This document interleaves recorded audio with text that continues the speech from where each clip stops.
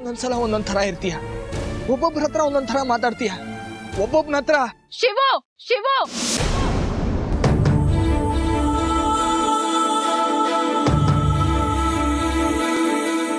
ಕಿರುಚಿ ಮಾತಾಡಕ್ಕೆ ನನಗೂ ಬರುತ್ತೆ.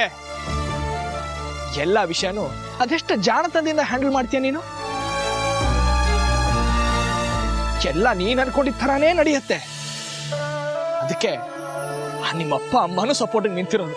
ಇಷ್ಟು ದಿನ ಬಾಯಿ ತುಂಬಾ ಅತ್ತೆ ಮಾವ ಅಂತ ಕರಿತಿದ್ದೋರು ಈಗ ಬರೀ ನಮ್ಮ ಅಪ್ಪ ಅಮ್ಮ ಆಗೋದ್ರಾ? ಹೌದು, ನಾನ್ ಮಾಡೋದಕ್ಕೆಲ್ಲ ನಮ್ಮ ಅಪ್ಪ ಅಮ್ಮ ಸಪೋರ್ಟ್ ಮಾಡ್ತಾರೆ. ಯಾಕಂದ್ರೆ ಅವರು ನನ್ನ ನಂಬ್ತಾರೆ.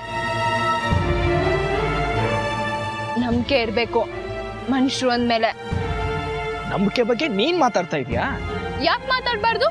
ತುಟಿಗೂ ಮನಸ್ಸಿಗೂ ಸಂಬಂಧ ಇರೋರು ಮಾತ್ರ ಇನ್ನೊಬ್ಬರು ತಪ್ಪಿನ ಬಗ್ಗೆ ಮಾತಾಡೋ ಯೋಗ್ಯತೆ ಇರೋದು. ಆದ್ರೆ ಆ ಯೋಗ್ಯತೆ ನನಗಿಲ್ಲ.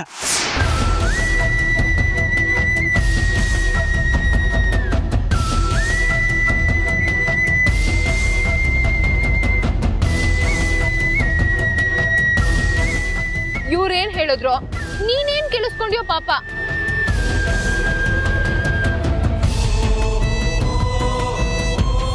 ನಾನ್ ಹೇಳ್ತೀನಿ, ಅರ್ಥ ಮಾಡ್ಕೋ ಗಣೇಶ. ಈಗ ಹೇಳ್ತೀನಿ ಕೇಳಿಸ್ಕೊ. ಅವ್ರಿಗೆ ನನ್ ಬಗ್ಗೆ ಯಾವ ಒಳ್ಳೆ ಭಾವನೆನೂ ಉಳ್ದಿಲ್ಲ. ತಲೆ ತುಂಬಾ ನನ್ ಬಗ್ಗೆ ಬೇಡ್ದಿರೋದನ್ನ ತುಂಬಿಕೊಂಡು ತಲೆಯಲ್ಲಿ ಏನೇನೋ ಇಟ್ಕೊಂಡು ಮಾತಾಡ್ತಾ ಇಲ್ಲ, ಎಲ್ಲ ತಿಳ್ಕೊಂಡೆ ಮಾತಾಡ್ತಾ ಇರೋದು ನಾನು. ಸೂರ್ಯನ ಹೆಸರು ಹೇಳಿದ್ರೆ ಸಾಕು ಮುಖ ತಿರ್ಸ್ಕೊಂಡು ಹೋಗ್ತಾ ಇದ್ದೆ. ಆದ್ರೆ ಇವತ್ತು ಅವ್ನು ನಿನ್ನ ಮೇಲೆ ಕೈ ಹಾಕಿದ್ರು ಬಾಯಿ ಮುಚ್ಕೊಂಡು ಹಂಗೆ ನಿಂತಿದ್ದೆ.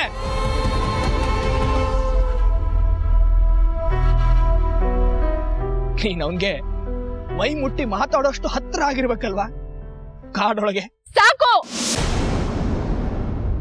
ನನ್ನ ಇನ್ನಷ್ಟು ಪಾತಾಳಕ್ ತಳ್ಬೇಡಿ.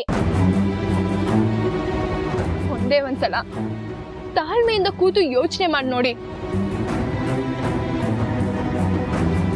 ನಿಮ್ ಹಿರಣ್ಮೈ ಏನು ಅಂತ ನಿಮ್ಗೆ ಅರ್ಥ ಆದ್ರೂ ಆಗ್ಬೋದು. ನನ್ನ ಹಿರಣ್ಮೈ